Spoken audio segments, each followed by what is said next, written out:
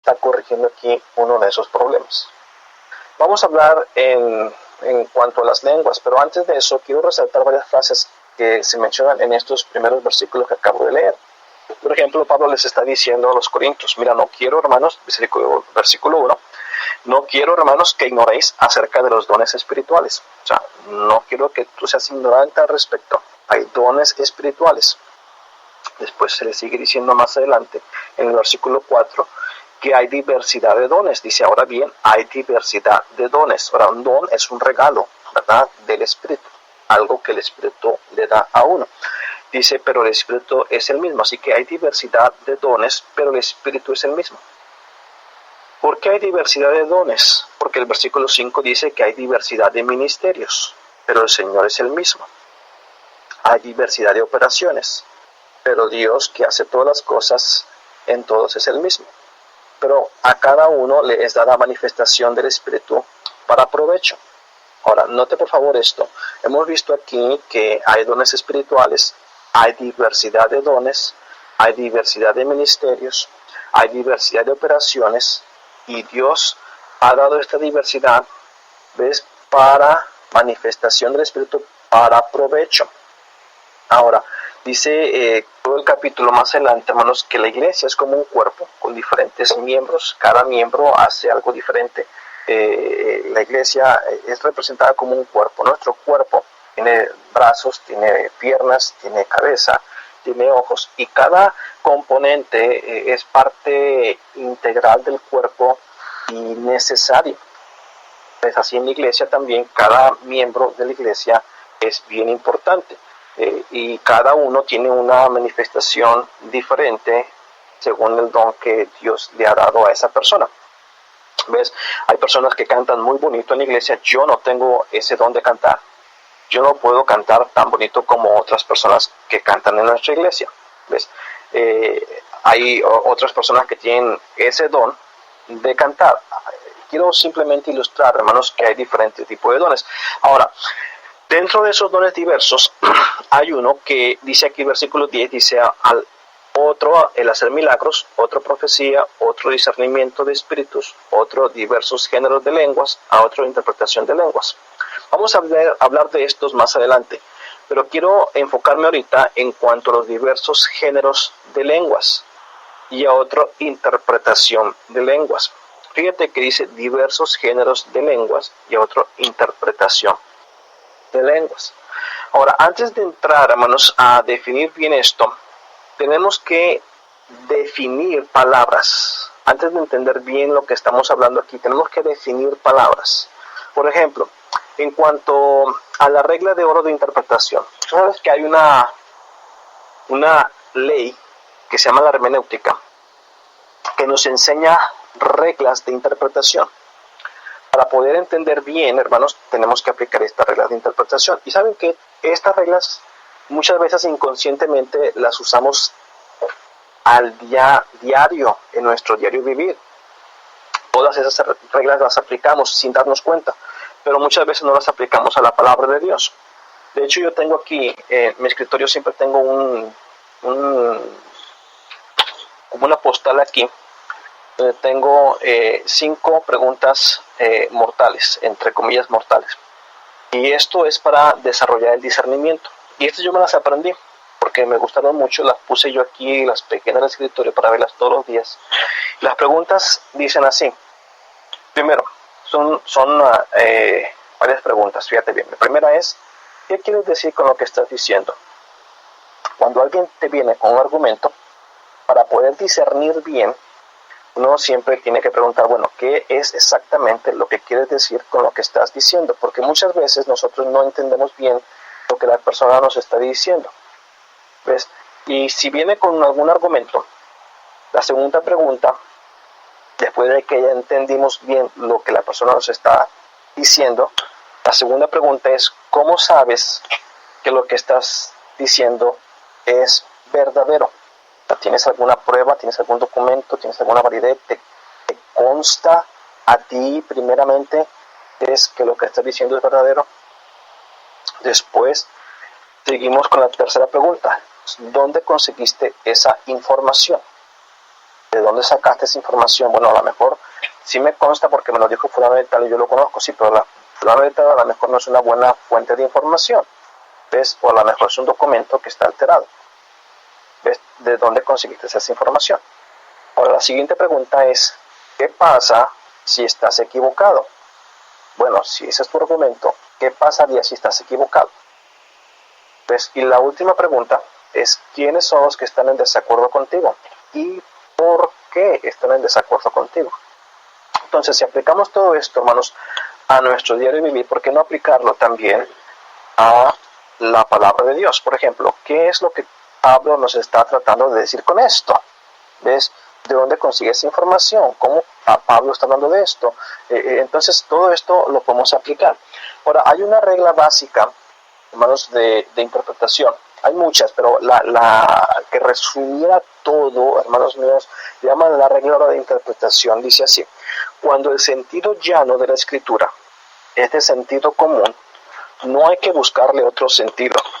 Por esto, hay que tomar cada palabra desde su significado primario, ordinario, usual y literal, a menos que los hechos del contexto inmediato, estudiado a la luz de los pasajes relatados, axiomáticos y de verdades fundamentales, indiquen claramente lo contrario.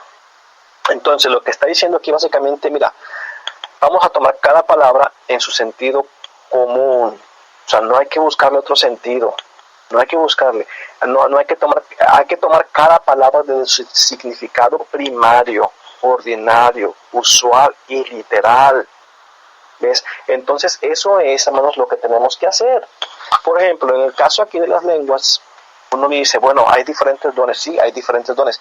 Pero aquí dice que hay diversos géneros de lenguas. A otro se le da también el don de interpretación de lenguas. Ahí dice la palabra de Dios. Ahí está la palabra de Dios. ¿Ves?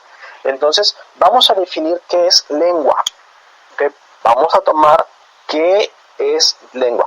¿Qué es lo que quiere decir Pablo con esto de diferentes tipos de lenguas? ¿Ves? Porque vamos a aplicar estas preguntas como yo las acabo de hacer. ¿Qué es lo que quiere decir con lengua? Bueno, pues vamos a ver, según la regla de interpretación, vamos a ver, menos que si el sentido llano de la escritura, el sentido común, no hay que buscarle otro sentido.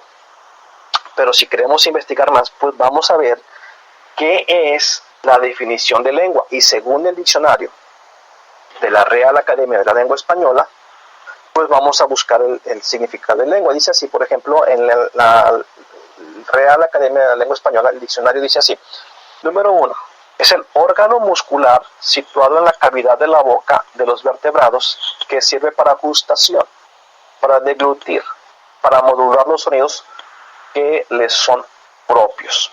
Entonces, la primera definición de lengua, bueno, pues es lo que tenemos aquí en la boca, ¿verdad? Que usamos para saborear la comida, para deglutir, pero también para modular los sonidos que les son propios. Queremos hablar cierta palabra, la lengua se mueve para decir la palabra exactamente como debe sonar. Pero también hay otra definición. Dice, lengua es el sistema de comunicación verbal y casi siempre escrito propio de una comunidad humana. ¿Ves? El siguiente, hay otra definición. Una tercera definición dice, es el sistema lingüístico cuyos hablantes reconocen modelos de buena expresión. Número 4. Sistema lingüístico considerado en su estructura. Número 5.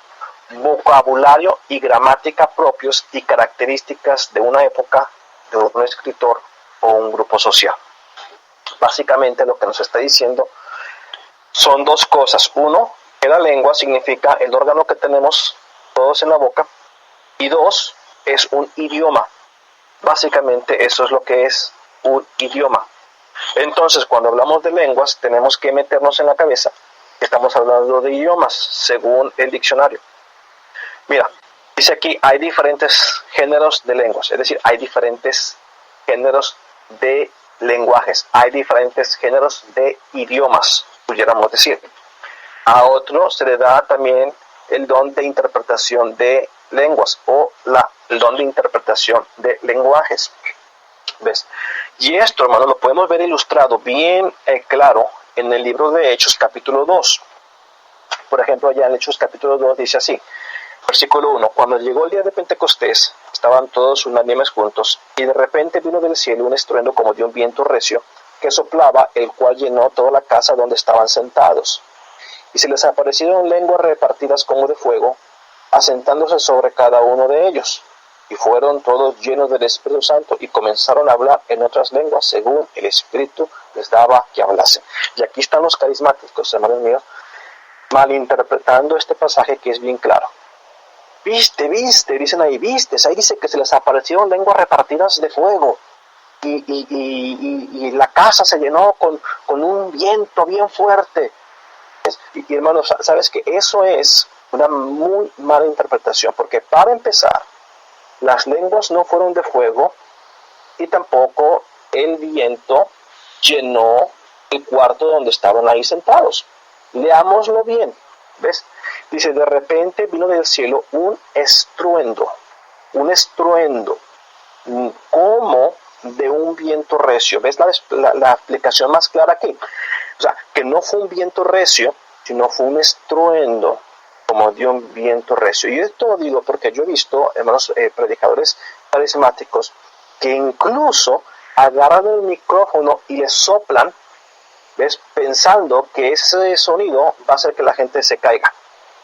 ¿Ves? Y después dicen que eran lenguas de fuego, y no son lenguas de fuego. La palabra de Dios dice, se les aparecieron lenguas repartidas como de fuego, asentándose como sobre cada uno de ellos. Y vamos a hablar de esto más adelante, pero no eran lenguas de fuego, eran lenguas como de fuego. Y esto simplemente para ilustrar, hermanos, cómo muchas veces no nos percatamos bien, hermanos, a leer las Escrituras y le damos un sentido que no tiene nada que ver. Sigue diciendo el versículo 4, dice, fueron todos llenos del Espíritu Santo y comenzaron a hablar en otras lenguas o en otros idiomas, según el Espíritu les daba que hablasen. Moraban entonces en Jerusalén judíos varones piadosos de todas las naciones bajo el cielo. Y hecho este estruendo, se juntó la multitud y estaban confusos, porque cada uno les oía hablar en su propia lengua. Es decir, cada uno les oía hablar en su propio lenguaje. Había mucha gente de muchos lados, hermanos míos, dice aquí, de todas las naciones bajo el cielo. Y toda esta gente les oyó hablar el mensaje del Evangelio en su propio idioma. Dice diciendo aquí en el versículo 7, y estaban atónitos y maravillados, diciendo, mirad, ¿no son galileos todos estos que hablan? ¿Cómo pues les oímos nosotros hablar cada uno en nuestra lengua en la que hemos nacido?